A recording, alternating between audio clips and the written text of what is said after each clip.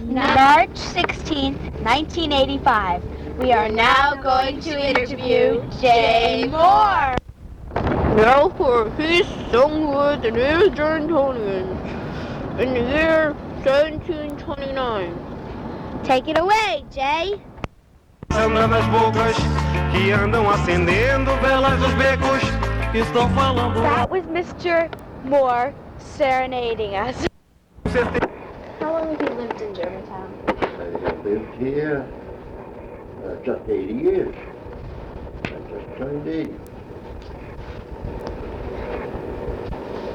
When you went to school, what subjects did you study? Well, now in grade school, of course, we had the usual reading, writing, and arithmetic. That was grade school. And might add, if you're taping this, I'll add this to it too. I was always in favor of grade school because the 8th grade always got a refresher course when the teacher would listen to the 5th, 6th, or 7th. The 8th grade was rehearing that again. It had its advantages with 1 or 2 room school. Well, then when I went to high school, then of course it was the usual algebra and English and geometry and biology, the usual. Then I went to Albany Business College for a 6-month course. That was strictly a business course. Every morning we'd get our big envelope, just as though we was keeping store. And that would be the money that we had to take downstairs and deposit it, just the same as though we was running a grocery store. I liked that. It was a good experience. Where did you go to school? Where did you go to school? North Germantown. The building isn't there anymore. It's been taken down. That was North Germantown. Then high school was Hudson.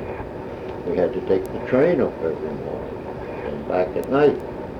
Same with Albany Business College. Take the train back at night. Had to get around early. I heard that you were in charge of the first school bus. That's right. Yeah. What was it like? Well, I got a picture of it out there. You're younger than I am. You go right out in that fine room where you came in, and there by the clock hangs that picture on the wall. You bring it in here. No, that. Okay, while she's doing that, where did you go? Oh, you did that, sorry. Where was the location of the place you went to school?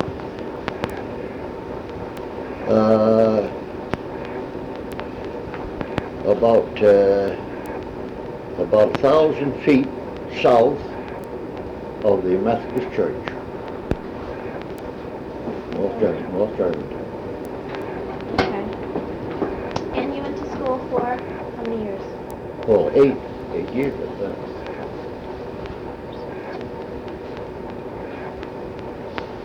Now that was the first school bus, girls, that was ever built. The publicity on that, it says there somewhere, the first school bus in New York State. But that's not so. It was the first school bus in the whole country. There wasn't any school buses until Henry Ford built that one. And that was an experiment to see what could be done to bring youngsters from the outlying districts into the centralized schools. That was the first school bus that was ever in existence anywhere. Were you friendly with Ford? Is that why he got you to pick the bus? Did you know Ford? Henry Ford? Oh, no, I didn't. I saw him once. In later years, as I got other buses, this one, of course, got out of date. I think it was in 1936. I had the Lutheran Church Sunday School on a picnic out in Massachusetts. And we stopped in Great Barrington on the way out. And I went in the drugstore, and this tall, slim man held the door open for me to go in. I didn't recognize him. The druggist says, well, that's one honor I've had in my life. I said, yeah, what's that? He says, I just waited on Henry Ford. Well, I said, was that him? Yes, that was him, just went up. So we passed in the door. That's as near as I ever got to Henry Ford. I'll bring this back in.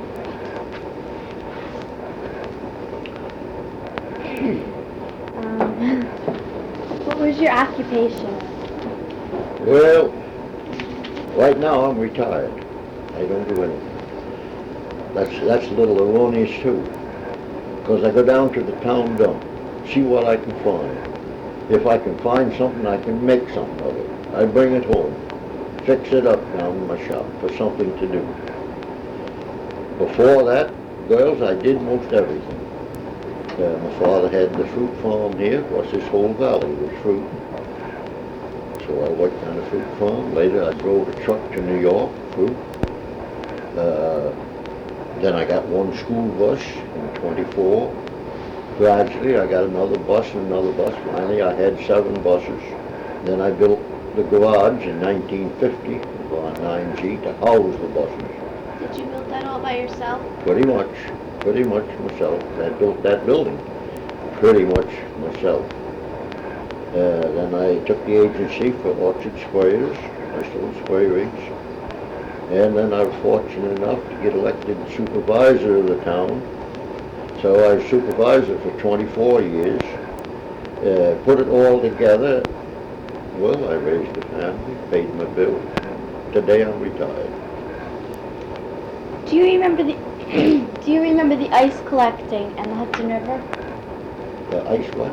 Collecting. Well, when they took in ice here? Mhm. Yes, I remember it well. Well, you can see here where we live. Of course, at that time I lived in the big house down below. That was my father's place. And every winter, all the men worked in the ice, $2 a day. And they was glad to get the money. They'd leave the house down there. The neighbors too would come up, and they'd take a lantern and go down over the bank here, across the railroad tracks, get on the ice, and walk across the river and work in the ice all day. And sometimes those big ice houses that were over there then, and there was 3 of them, another one at North Germantown. My father worked over here. See, in the wintertime, the fruit farmers didn't have hardly anything to do. So they were glad to work in the ice, but it was bitter cold. And light a lantern, carry a lantern out there in the mornings, dark. Same way coming home, dark when they came home. It made a long day for $2. But they were glad to get it. Were there any really tragic deaths or something that occurred Well, on the ice? well, now, to go back a little in the history of this town, West Camp was settled first, up across the river. And if you just knew where to look, you could see the church yet of West Camp. I've never been in it, but my wife and I have often talked. We'd like to stop there sometime when they had a service and go in that church. It's a lot of history there. So West Camp was settled first, and they had a post office. Then East Camp was settled, and that later was Germantown. But while this was still East Camp, my grandmother Moore then was married to a Cotting, Thomas Cotting. They had one son, and that boy and a colored boy would, in the wintertime, skate across the river to West Camp and get the mail. There was no post office here. They had to go over there for their mail. So those 2 boys would skate, of course, to get the mail for practically everybody over here. And of course, in the summertime, then they rode across in the boat. But in this particular case, this Thomas Cotting, on the way back in a snowstorm, skated into an open hole in the river. The colored boy couldn't get him. The colored boy came on back, told the people Cotting had skated in a hole. Well, the men went over and looked and hunted and so on. They didn't find him. Later, in the spring, the body showed up and they got the body. And that young man is now buried down in the Lutheran Church Cemetery in Juneau. Now, that boy that drowned, that was a Cotting. Then my grandmother's husband died. And then she married a Moore, Jacob Moore. And she had 3 children by him. My father was one, and his brother DeWitt, and his sister Annie. Now, what relation would that boy that drowned, what relation would he be to me? Your grandfather. Step-uncle? Step-uncle, maybe? Or Great stuff. some kind of an uncle. It would be my grandmother's son, So but you would that be correct, you think? yeah, or great Step-uncle? Great. Yeah. Sounds good to me. Well, that, you wanted to know if there was ever any tragedies, that was one. Now here in later years, this was back about in 36, yeah, somewhere around 36.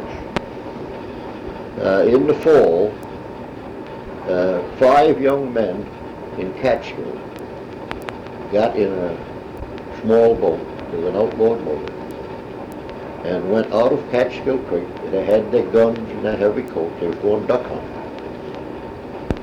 They had stocked their camp on the other side of the river here with provision before.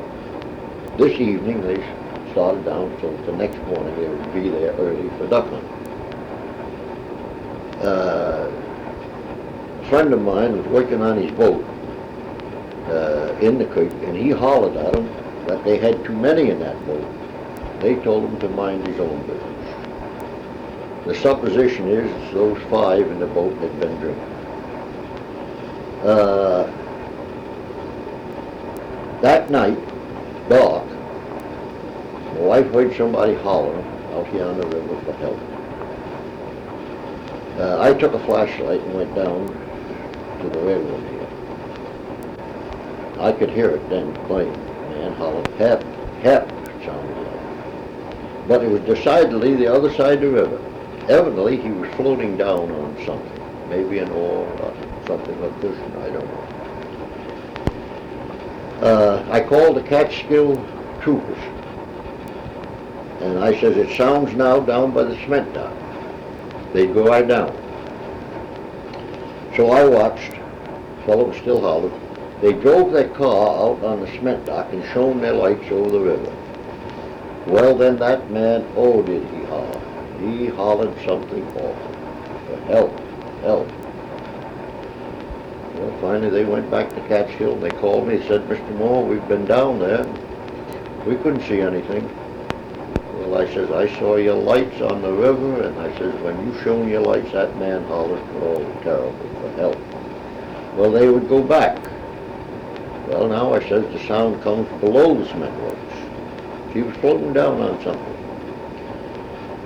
Well, the next morning, out here in the river, oh, there must have been 8 or 10 boats, and they were dragging the river for the bodies. All 5 of those men drowned.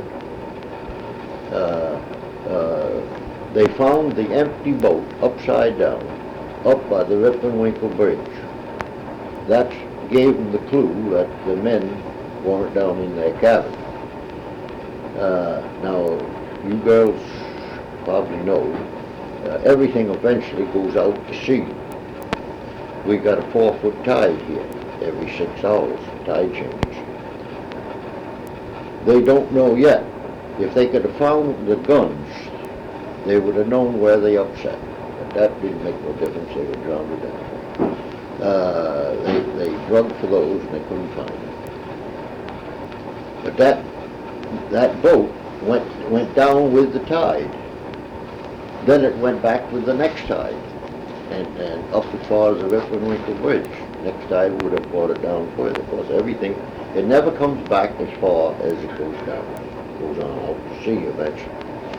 Well, as I say, they found three of the bodies dragging here. The other 3 never showed up until the following summer. Now, I just forget the temperature, but in cold water, a body will stay down in the bottom. As the water warms up, the body comes to the surface. And that's what happened in that case. They found those 3 bodies down near Barrytown the next spring when the water warmed. Now, you asked if there was any tragedies. Well, yes, you bet there's tragedies. Were there many compared to other jobs, other occupations? You know what you mean? I mean, were the deaths in the Hudson River more than they would have been? Oh, well, you mean working on the river and so on? Yeah. Well, the town of Athens, for instance, you guys know where Athens is. That was a boat town to a certain extent, is yet, but nothing like it used to be. 90% of those people in Athens were either captains of a boat or worked on a boat. And a lot of the big boats would tie up for the winter at Athens. That was a boat town. The people lived there, worked on boats. When the Day Line ran here, that was big. Oh, they must have had 5 boats. Well, of course, they was all passenger boats, recreation and so on. Ran in the summer.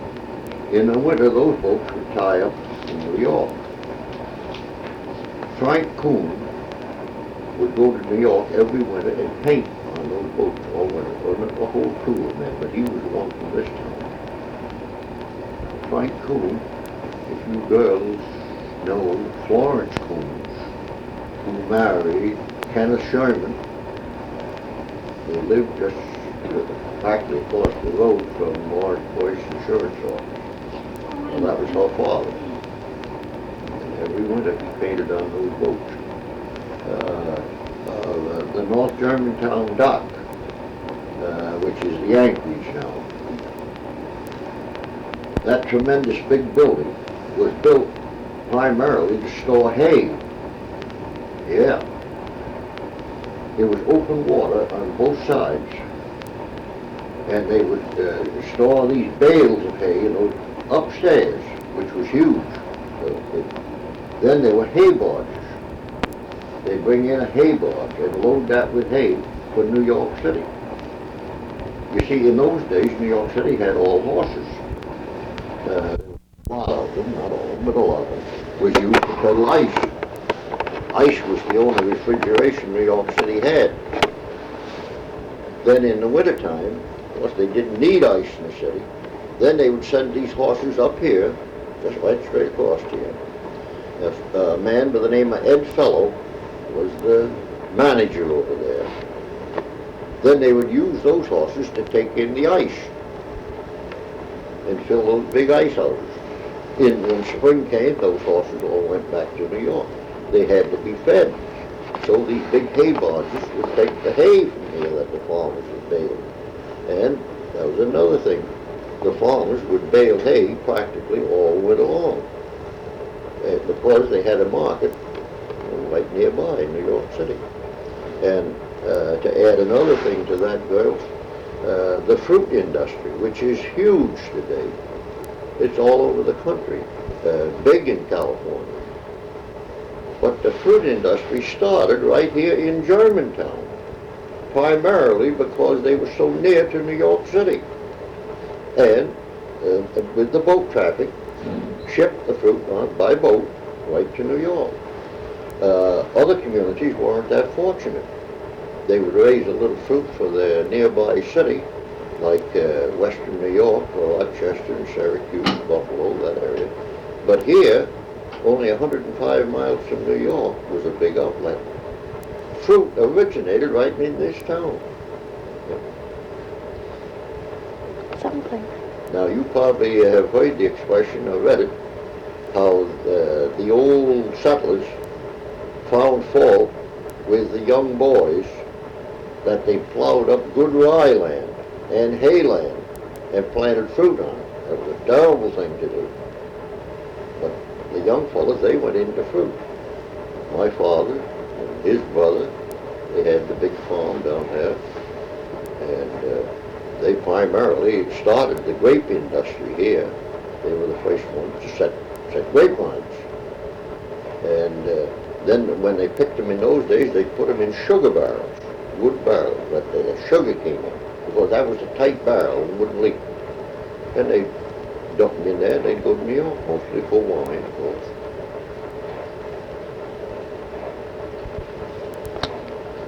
Could you tell us a little about the paper of Germantown, the newspaper Now? that Germantown Now, we had? talked to Mr. Holbrook, and he said that there was paper. Oh, the Germantown paper? The Germantown Oh, yes. Post. I think Yes, I believe I have one. Yeah, I think I have one. Yes. They started what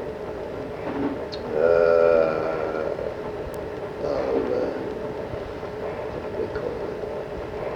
It wasn't a harvest festival. I guess, Oktoberfest? no, that came later. But a gentleman by the name of Charles Stevenson, later he was on WGY podcast. He made quite a name for himself. But he came into this town, and he thought we ought to have a newspaper. And he started that newspaper. Well, we had a man here in town, Reginald Livingston. Well, he was the last direct descendant of the old chancellor. And his place was crossed down here on the Woods Road. Reg Livingston was one of the finest men that we ever had in Columbia County.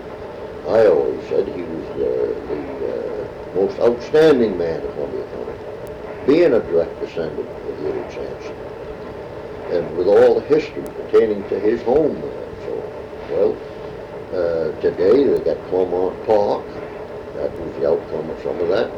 Well, anyway, Charles Stevenson thought we ought to have a newspaper, but there was no money. He got Reg Livingston to put up the money. They moved these huge printing presses into the Central House barn. Now, I think there's a gift shop there now. Yeah. Lamp shop, okay. Well, in the basement of that barn, they had this huge, it was big, just as big as your big newspapers had.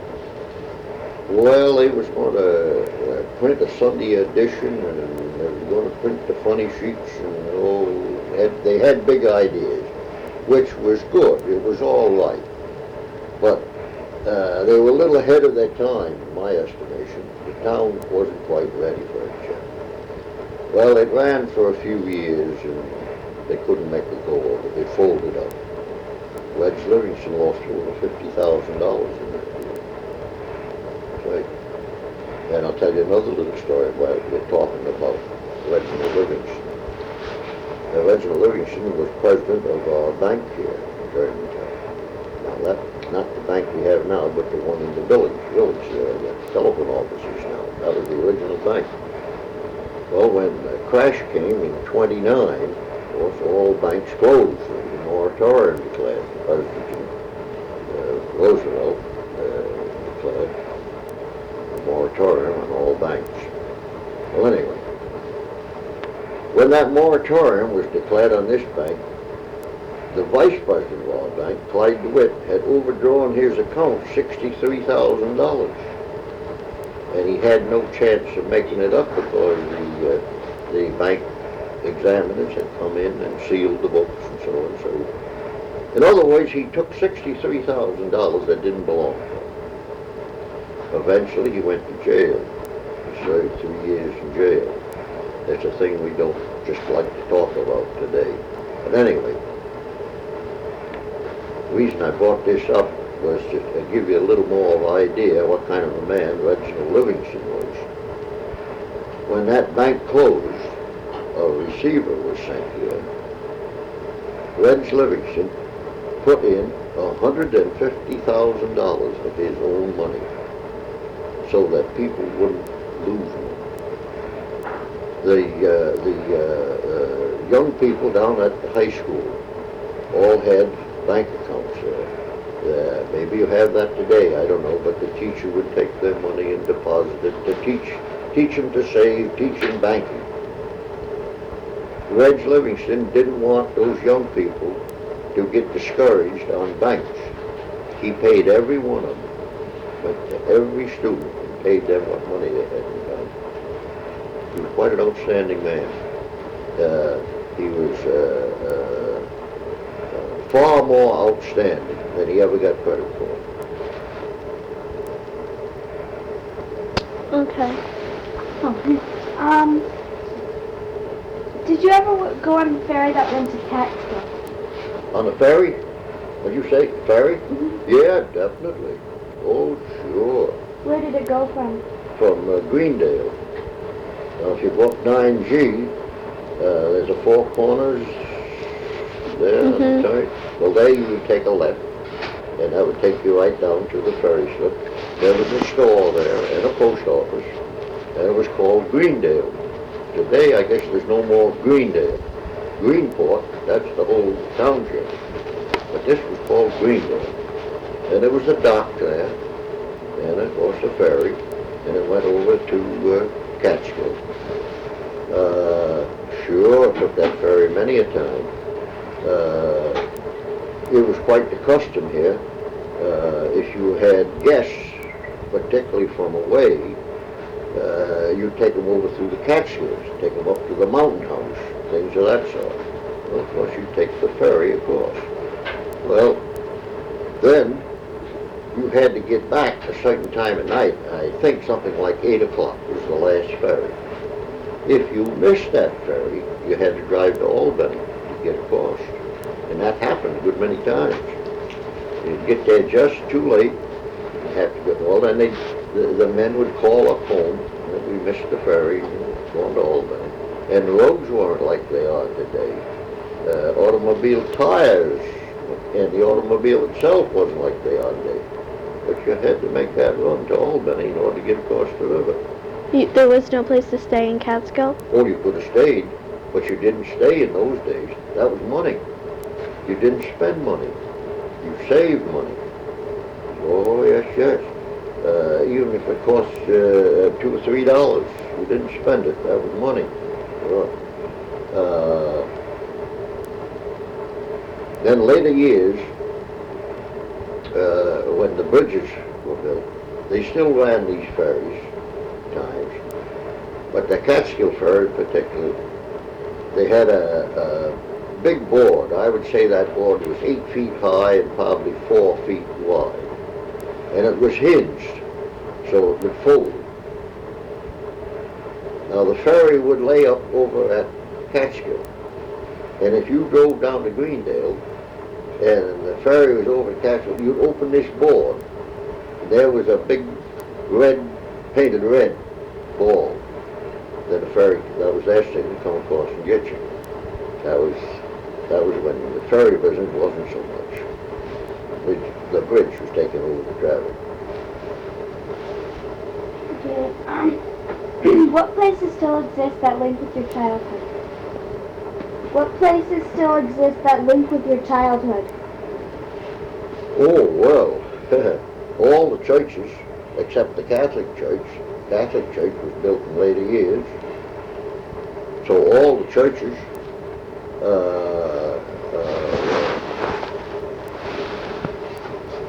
well, what, for instance? We mean... The North Germantown dock, that's gone, the building's gone. The Cheviot dock, there's a little bit of it running out there in the river yet. That's all gone. What are some places that you might have went to when you were a little boy? Well, when I was a young fellow, well, everything centered around the church.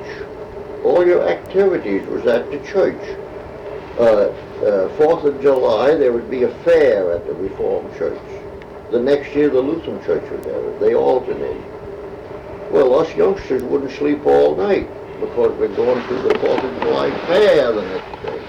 That was a big thing, outstanding. Then later, in the old Grange Hall, the one that burned, they started moving pictures. The forerunner of that, they had lantern slides, and we'd go to that. Then moving pictures came along, and they'd have to change the reel, but we'd sit there and clap and howl or some other thing.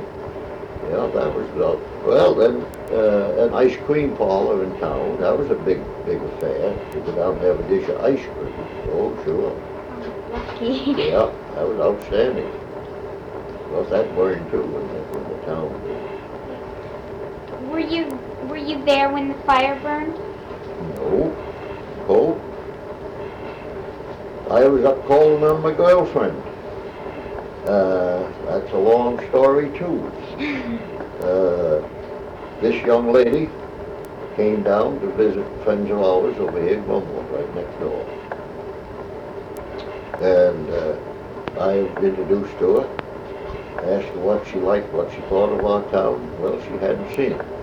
Well, now we ought to do something about that. Maybe I ought to show you the town.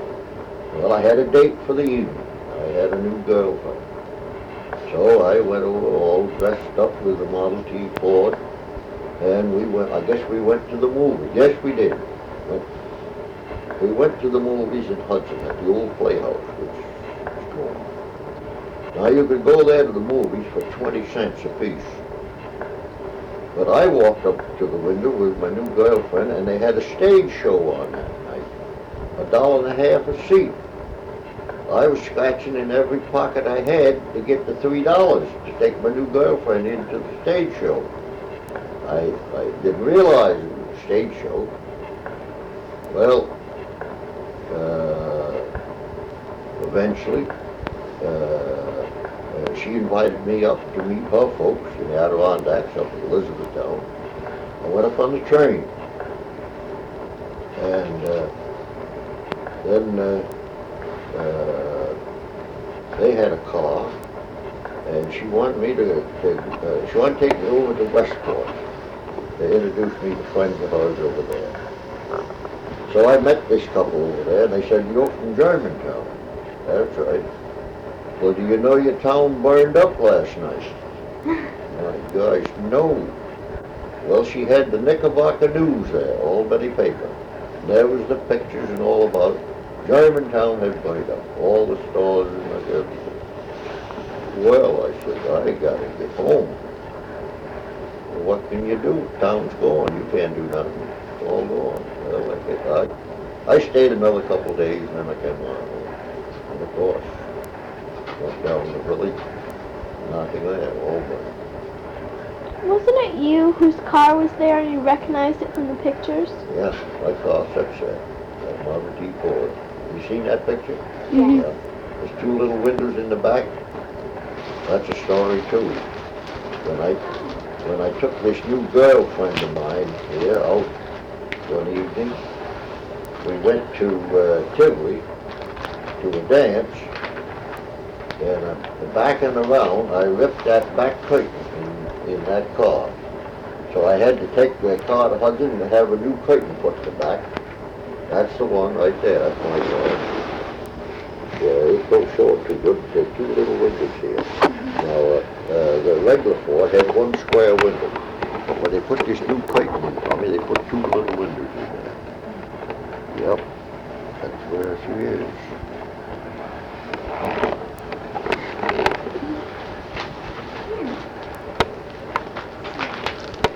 You've got a lot of pictures there. Would you like to look at them? Pretty good.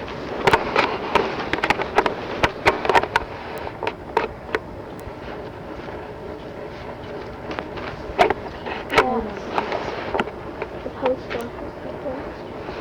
Yeah. How have things changed since you were a child? Oh, tremendous. Particularly the roads. And the influx of people in town.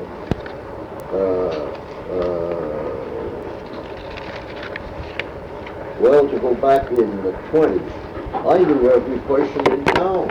I knew everyone. They knew me. Today I read the paper and I don't know the names in the paper. I don't know who they are. It's all changed. Has Germantown's growth changed quickly? No. And it hasn't grown tremendously yet. We keep pretty even on around 1,500 population. I do believe today it's around 1,700. But for years, 1,500 that was our population. Has the recreation in Germantown for kids our age is